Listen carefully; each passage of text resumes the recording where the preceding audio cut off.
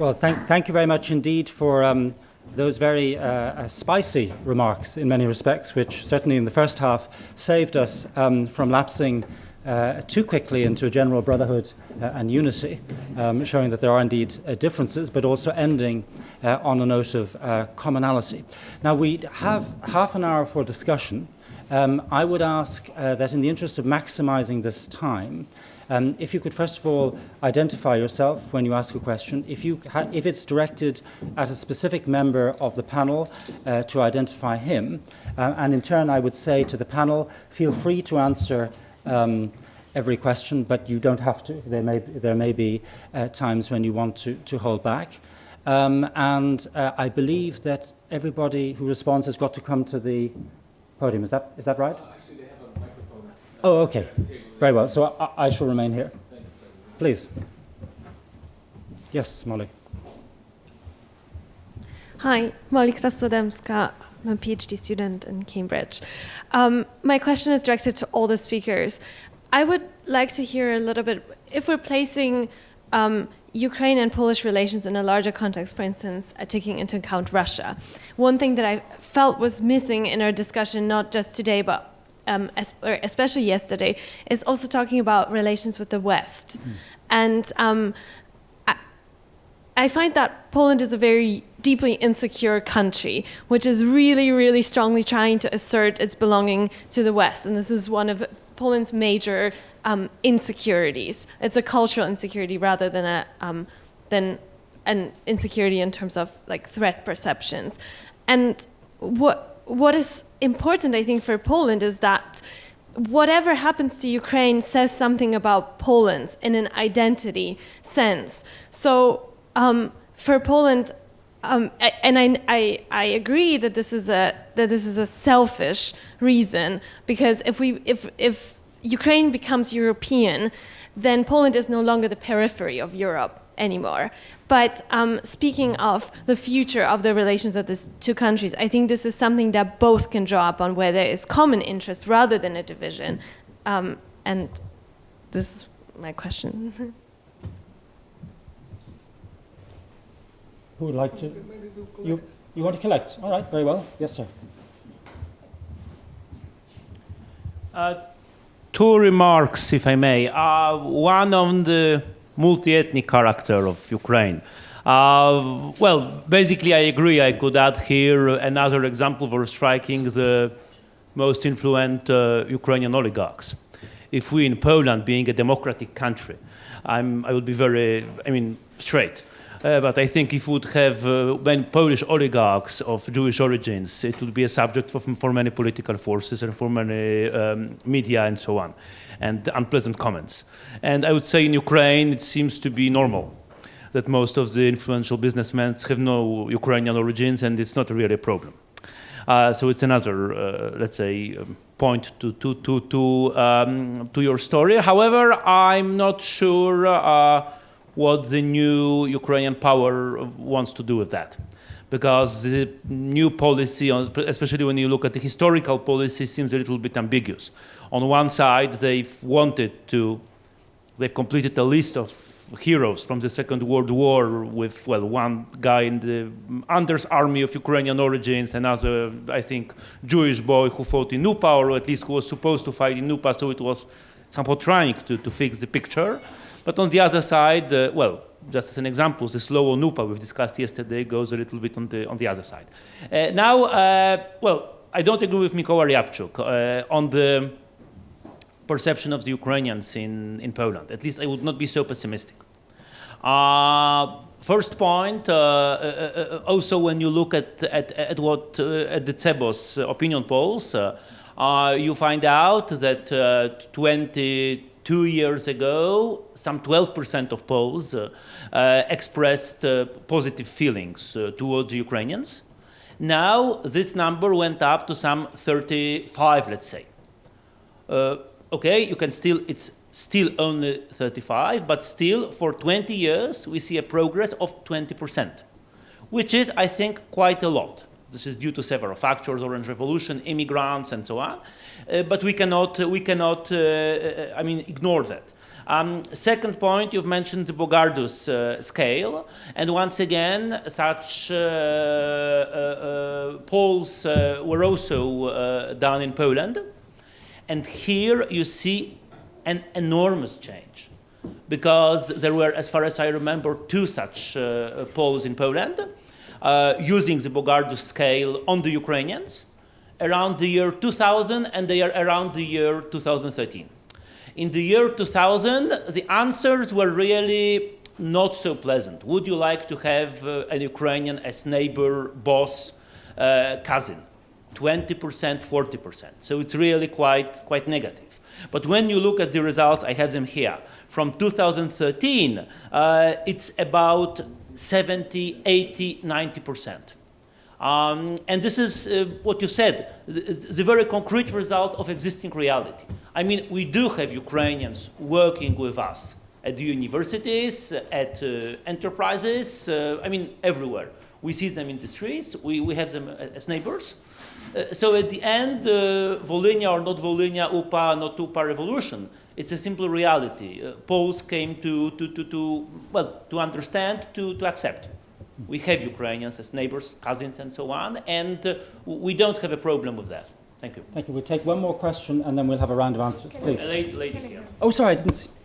I have a question to Professor Petrovsky-Stern, and you said about the history of minority as the history that we should write about the minority when we write about the history of Ukraine, but a lot of historians write about it at Ukraine, and how, to your point, should be the united idea if we wrote in the history of Ukraine as the history of minority? What should be united it? And how we can say about the single Ukrainian history? Thank you. We'll take one more question, and then we'll do the round of answers.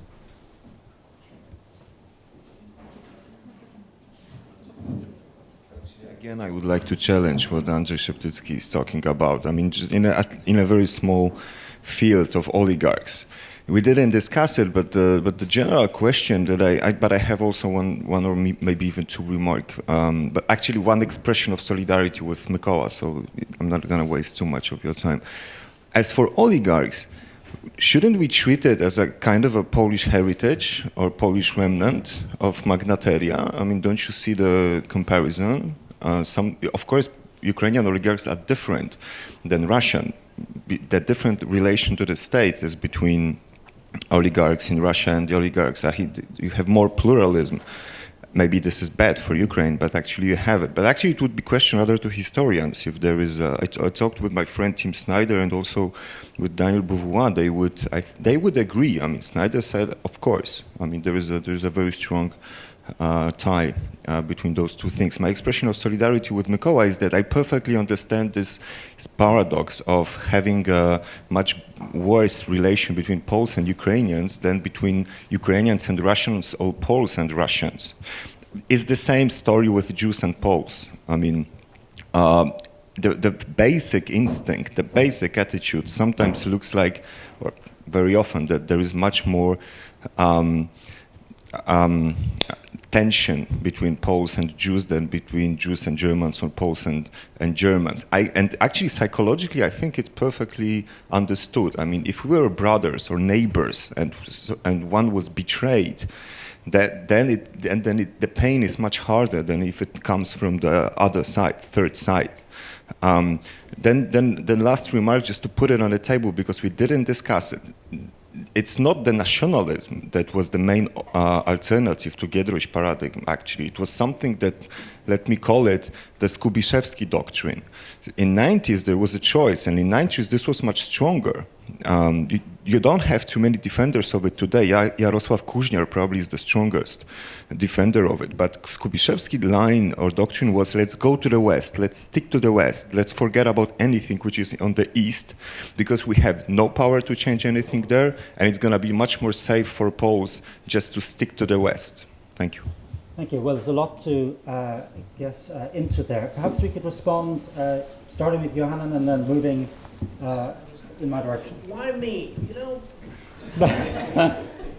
nobody started stuff with me. Okay. Very briefly, I think Poland will be much more secure, will feel itself much better and much more secure when Ukraine is entirely incorporated into European Union. Poland would not be a borderland, and the self-perception in Ukraine and in Poland will change.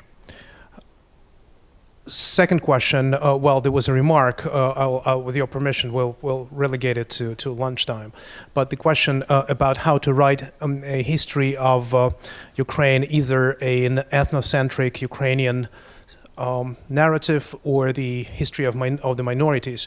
Well, we have two opposite approaches. We have Subtelny's history that takes Ukraine as ethnic narrative from the beginning to the end, and hardly devotes any time to ethnic minorities. And we have Magaci's history, which is brilliant, which is very well written, and it looks at the history of the minorities, but the problem with it is that it doesn't have a cutting through narrative.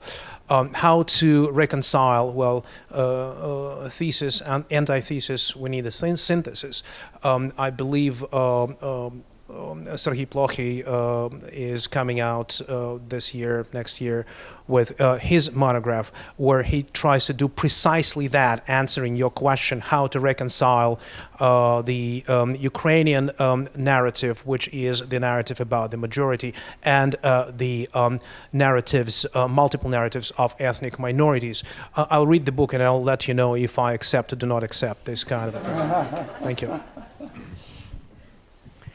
I largely agree that Polish attitude toward Ukraine is selfish because it's determined by some factors like resentment vis-a-vis Russia or fear of Russia and so on.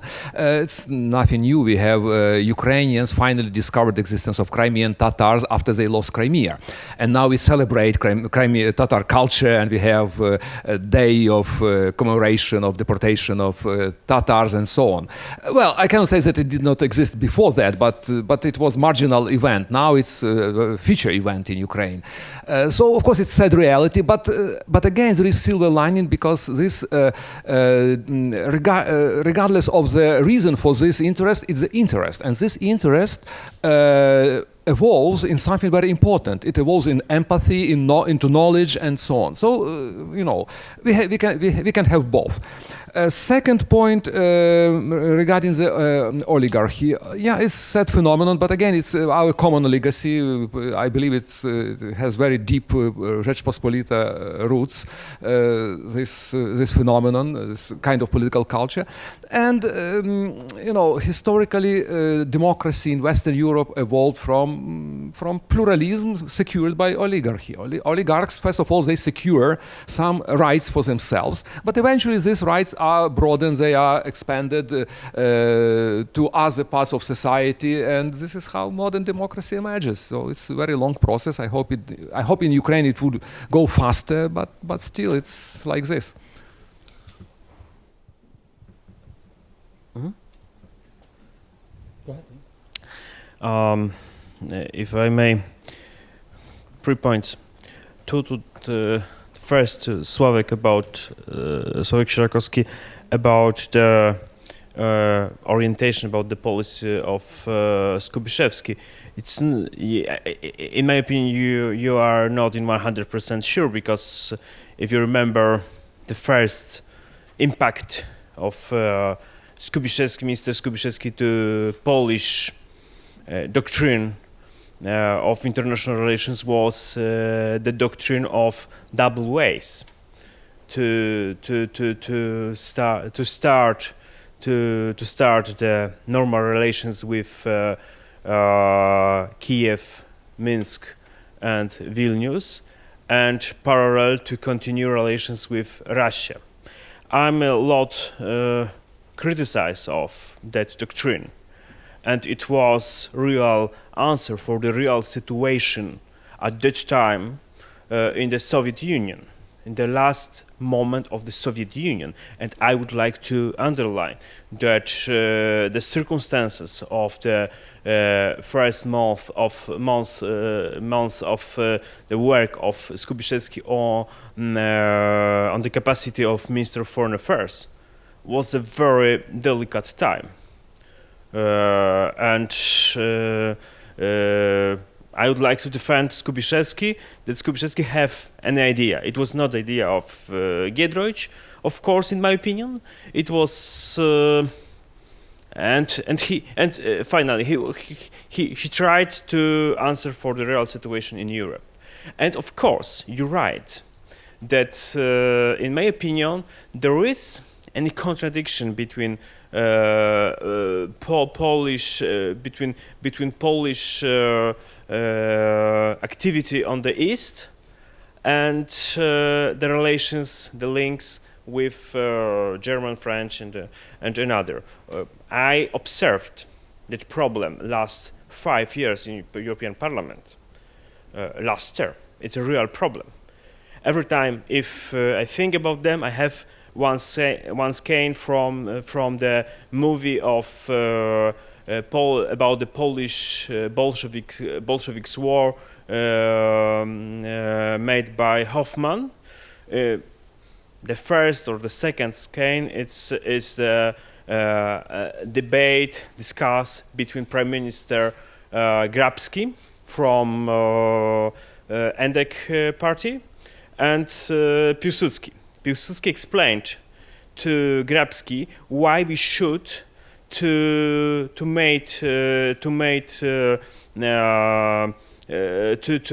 give the support to Petlura, and the question of Prime Minister Grabski is really significant. Grabski asked, "What about our policy on the West?" The key question of Grabski. What Paris, London about our policy to support Petlura at that political circumstances. And the third point to the Slavek and to Mikoła, I know that's a question for then maybe next conference and for the more deep studies. I'm really not sure that the paradigm of post-colonial, it could be useful for our relations in future. I understand it's fashionable today, and I think that's a bad work for our relations for the future. And I know that today it's not the time to discuss about them, and I think maybe it's a conservative position, a little bit conservative position. We should to come back to the tradition of federation and to explore any elements of federation, of common work. Do not force only because it's a fashionable in the universities on the West, the post-colonial category. In my opinion, it's a really bad way for our future relations. Thanks. Thank you. So speaking, well, the first question was about the West, and I would like also try to address it. I mean, in this equation of Polish-Ukrainian relations, West is obviously present. Mainly, it is present as a point of reference right now. That we have to, as it was discussed a moment ago, yes, Poland's primary goal was to integrate into the West and then to promote the same ideas further east and south, to secure the good neighborhood relations. This was the idea. Well, the problem is that we still refer to this concept while the West is losing its appeal. Well, yesterday someone discussed it. Yes, on the one hand, the West loses interest in politics in general. I mean, societies of Western countries, and it becomes quite a significant problem. On the other hand, well, the new generation that grew up and comes into politics in both Poland and Ukraine does not necessarily regard this European Union as it is, as well, the only possible orientation from the point of view of values, I would say. And this is, by the way, once again, if I refer to Euromaidan, the surveys that were made during the Euromaidan show that the idea of integration with the European Union was motivation for definitely not the majority of those of Ukrainians in general, maybe for the majority of those who protested, but it was not the driving force. And I think it also tells much about it. And speaking about the perception of Ukrainians in Poland, well, I am Ukrainian, living in Poland for 14 years already, and I have never actually. I've never experienced. 14, yes, 14, not 40. I'm far from being that old. Well, I've never felt myself being a Friday. However, I do understand. Well, I'll tell you maybe a kind of anecdote, because when I'm going with my children to a playground, I speak to different people, and well, it's a kind of fashionable to have a Ukrainian at home. And I was even asked, do you have Ukrainian at home as well? I mean, yes, I am Ukrainian. But my point. No, my wife is Polish actually.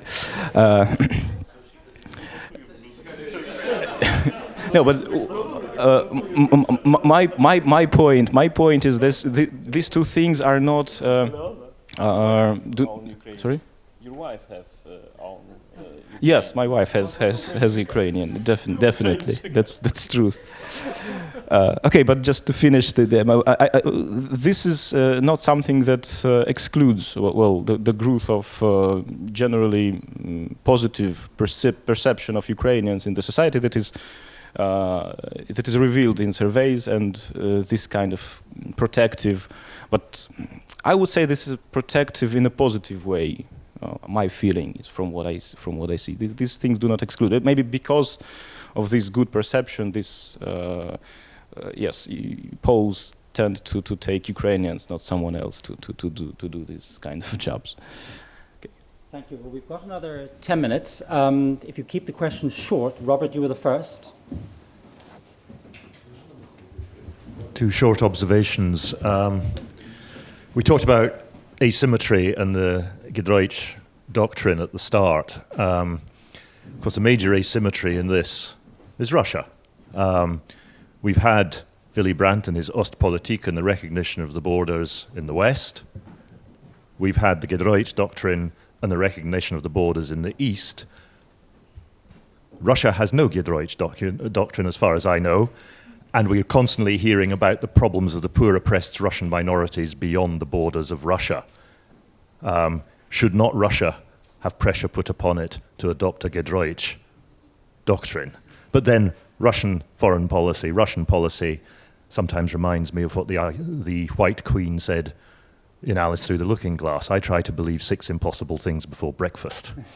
With regard to relations between Ukrainians, Poles, and people, there's a historic perspective here. This is, since 1990, it's really the first time since the partitions that peoples have been free to establish their own relations.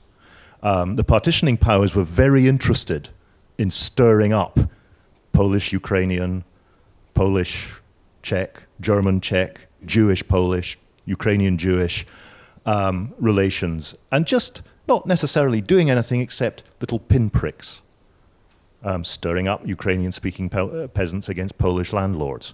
You then had communism. I remember well the joke from the communist epoch. Why did we call them our brothers in socialism? Because you choose your friends, but you're stuck with your bloody relations. And that's it. Who do you choose to be friendly with? You were meant to be brothers with those East Germans. You were meant to be brothers with all of these people. But you weren't allowed to see them except under controlled conditions. The borders were not open. You went with sports teams, you went with cultural teams and had great festivals of love and friendship. That was it. This is the first time that Poles and the Ukrainians and the other peoples of Eastern Europe have been able to establish their own relations. Sorry, that's short. First, on Kultura and cultural policy, I would say the great success of Kultura was to treat Ukrainian culture as something separate, not ours, and like any other literature. That is, the Kultura's success was not to mention any commonality, not to mention cross, and there are many, as you pointed out, of these spheres. And of course, the great success of putting out Rozstrzélenie Відродження, which of course made a major success. So I really think that was more important at changing the relation of Ukrainian-Polish relations. And many Ukrainians read Kultura to find out about Ukrainian culture at that point. That is, and also the dissident movement, and of course because Osadchuk was writing there and others, but not only in culture as well. Then on this issue of difference between Polish, Ukrainian, and Russian-Ukrainian relations. Well, the last real attempt, when we look at it, and the great nationalizer of at least Western Ukrainians was, of course, Dmowski. You know, the Ukrainian nationalists could put a monument to him for his great success, because, of course, it was the last attempt of the 1920s and 30s to say that Ukrainians are just an assimilable mass. They're not Ukrainians anyway, they're Ruthenians. We have nothing against them as a racial category, but they are, after all, a lower form of development, and they can be Polonized. They can be uplifted, and we can still do them. Well, does this not sound in many ways like the description of Putin's attitudes towards Ukrainians today? So in many ways, Putin is our modern Dmowski, and maybe we will see the change now. Yeah, I'm just taking two more questions. This gentleman quickly, please, and then you, sir, on the right here. Sorry? Okay, just very shortly, I would like just to compliment Paweł's overview of Giedroyć Doctrine with one, I think, significant element. Juliusz Mieroszewski and his view on Russia. You underlined this importance of Russian factor. Juliusz Mieroszewski, so the main author of Kultura, said that the issue of Polish-Russian relations is not a question of it's not a mystical question, but political question. Not mystical, but political. It means that Poles should learn how to deal with Russia and how to change and transform Russia, and not to assume that Russia is predetermined to be Polish enemy and predetermined to be authoritarian and backward state. And a question to Mikola, what do you understand by post-colonialism? Because I don't share your approach. Thank you.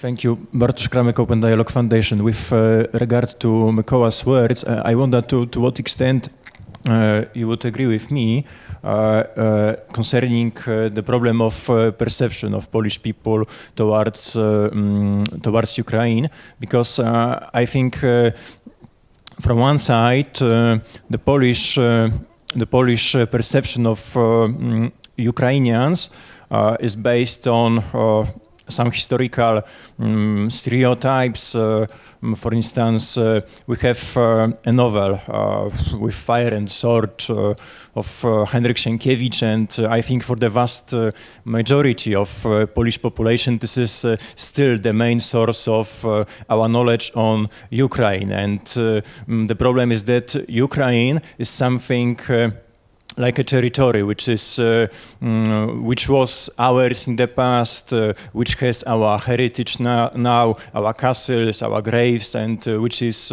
probably very beautiful. But Ukrainians, did we see any Ukrainians in Ukraine? This is the question. And even now, maybe if we saw anyone, we saw, and now we see some workforce. We think about labor market. Maybe in the past we saw some military forces like Cossacks who might served under the Polish command, and this is the question, because there is, I think, there is a strong difference between Ukraine, and this what I'm saying justifies this positive attitude towards Ukraine itself, but there is a difference between Ukraine and Ukrainians. Now, I think it has started to change, but still there is a lot of work to be done, and I think we should focus more on also paradoxically even Russia. Russia has its TV channels available in Ukraine. Of course, we can say that Ukrainians generally understand Russian, but at least Ukrainians from the western part of the country, they should understand Polish, I think, not worse than Russian. So we should perhaps maybe more focused as Poland to develop some cultural programs, some TV channels broadcasted in Ukraine, and on the other hand, Ukraine should also think about creation of to increase chances for Polish population to benefit from Ukrainian culture, because we don't know generally any Ukrainian writers. There is a huge difference between Dostoevsky, between Pushkin, and between Shevchenko. Only people who are very familiar with Ukrainian issues or some Polish, let's say, intelligentsia, they have some knowledge. But generally, young people, the old generation, they have no knowledge, and this is the problem. Of course, now, thanks to Ukrainian diaspora and many people who have fled from Ukraine, Ukrainian culture in Poland is flourishing, but still, generally, Polish Ukrainians in Poland benefit from them. So I wonder to what extent you may agree with me. Thank you. Now, we only have, actually, we're out of time, so if each of the panelists could just respond for 1 minute. 1 minute. First, I'm very uncomfortable when we talk about Russia, Poland, Ukraine. These countries have different types of elites, different people, different groups. It has to be taken into consideration. I would try to argue that we need to teach ourselves not to use stereotypes, first. Second, I think that Ukraine and Poland can be compared on the scale of mistakes they have made. I think that heroization of Bandera is as bad as the canonization of Roman Dmowski. 3, I think that we cannot apply Kultura and Giedroyc's doctrine to Russia and Russian dissident movement, because in the Russian dissident movement, let's say, if we take people such as Solzhenitsyn, the opposite idea was predominant. That is to say, Russia is an empire, Russia should be an empire. And that is a very significant difference between the dissident movement in Ukraine, the dissident movement in Poland, and the dissident movement in Russia. Russian dissident movement remained and still presents itself as very much imperialistic in its many approaches to what Russia and Russian relations with surrounding countries should be. Thank you. On the term of postcoloniality, I refer here not just to the something that happened after colonialism, but some fundamental changes. Postcoloniality means new kind of mind about the past, a new kind of thought about the past, which is not confrontational, but to do this, both sides have to recognize this past and to give up, so to say, any claims. In this case, we can recognize both positive and negative aspects of this and accept them as our legacy, as our heritage. Because, of course, colonialism has not only negative aspects. There is some sort of mission civilisatrice, there is some aspect of learning and borrowing, etc., etc. It's important. But to do this, not to reject, but to accept this, we have to establish some sort of armistice. We should close some chapter of the past, and both sides should recognize, yes, Ukraine was colonized. There were all types of colonization, dynastic, settler colonization, and conquer colonization. All 3 types were there. It should be just said, it should be recognized by Poles, by Russians. And after that, we can continue very normal dialogue. That's what I mean. I think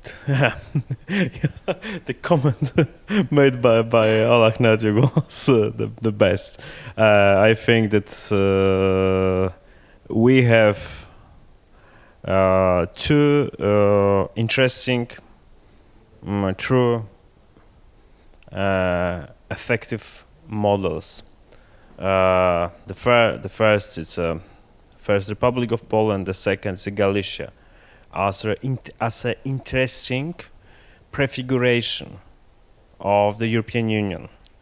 We have a good impact, and I don't agree to change that traditional historical model of interpretation of our relation for the post-colonial model.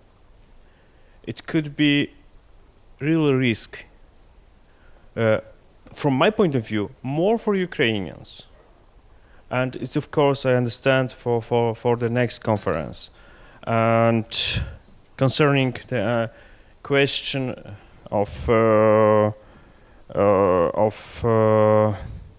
because it's okay. Let's go to the question of Łukasz Adamski. It's true. I should underline that the meaning of Giedroyć Doctrine, the Giedroyć Doctrine is not about the support of Ukraine, just the support of Ukraine. It's also not about anti-Russian approach. The meaning is a problem of imperialism, and at that point, the Giedroyć Doctrine is really useful for current policy. It's a really effective answer for questions of today's current Russian policy. Thanks. Okay, just a few words speaking about Russia. Once again, the problem is that, well, we know what to do. I mean, how the relations and how the state of affairs in Russia should look like, as Mikola Rabczuk said. The problem is we do not know how to achieve it. This is, well, something to be thought of. And speaking about imperialism, post-imperialism, or post-colonialism, I would like also to stress one thing, and I will leave it without Ukraine was obviously colonized by Russia, but on the other hand, we have to remember that Ukrainians were one of the nations that built Russian empire, not only as active participants of that process. And as I said, I leave it without comment, maybe to discuss during the break. Thank you very much. A suitably two-edged end to our proceedings. I think we've all taken a great deal from this panel. I certainly benefited a lot. I think what will keep me awake tonight is the thought of sharing a bed with an elephant, particularly if that elephant has as long a memory, and as Norman tells us also as selective a one, as Vladimir Putin. We could go on at great length. We can't. Lunch beckons. Maybe Stanley will have one or two housekeeping items to announce, but I'd just like to say on behalf of the audience, thank you very much, and I call upon you to express that.